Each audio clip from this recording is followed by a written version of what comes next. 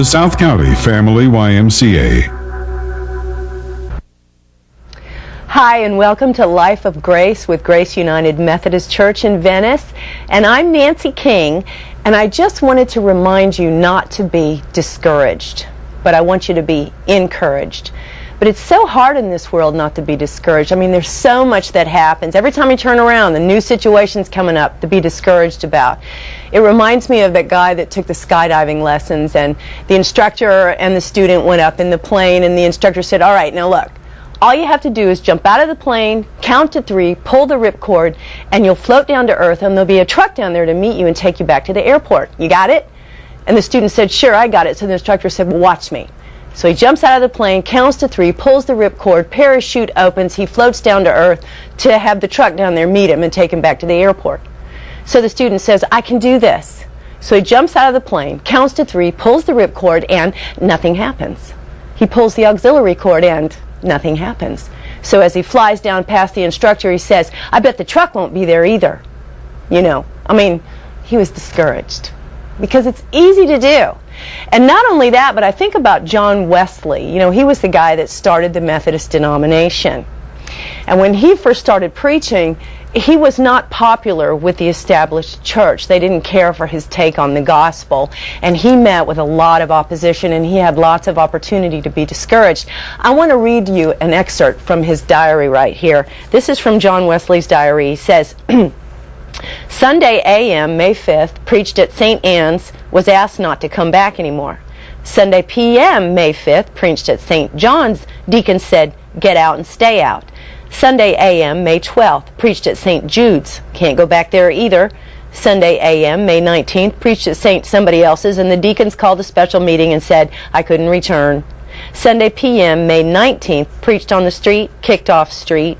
Sunday a.m., May 26th, preached in a meadow, chased out of the meadow as a bull was turned loose during the service.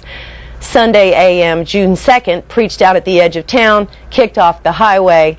Sunday p.m., June 2nd, afternoon, preached in a pasture. 10,000 people came out to hear me. So he knew how to hang in, you know. And so many times that's the key, is just hanging in. And you say, well, how do I do that? Well, do that the way that King David did it. And what King David did was he remembered his past victories. When he came up against an opposition, like for instance the giant Goliath, he said to himself, you know, I remember when God helped me kill a bear all by myself. And I remember when God helped me kill a lion all by myself, so I know that God can help me kill this giant all by myself. And sure enough, he did.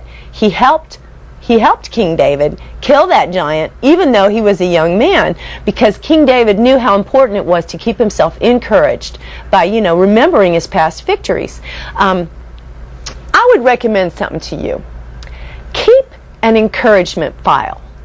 Now, I know you think this sounds kind of, you know, maybe backward or something, but lots of people do it. They keep files of things that have been victories for them in the past. Like, well, maybe you were healed. Maybe God helped you get through a disease and you've come out on the other side and you're okay. Or maybe you went through a bad time and you were tough and you were strong during that time and you came through it. You know, or maybe you've avoided trouble somehow and you knew that it was God's hand helping you. Keep a file just reminding yourself of that, or a journal. And also, if somebody gives you a card that gives you a compliment or encourages you, keep that and go back and read it periodically. Or if somebody gives you a compliment, keep that and write it down. I know that sounds like prideful or conceited, but it's not, because there's so many discouraging things that people say about us and to us that it's encouraging to look at that file and see what people have to say. You know, we're made in God's image, and when God made the earth, he sat back after he did things and he said, this is good. He declared it good. He made the earth, and when we looked at it and he saw all that he made, and he said, this is very good. So I think it's a good idea to declare what's good in your life. Say the good things about you. Say the good things about what God has done in your life. Just continue to speak those positive things. King David did it. He remembered past victories.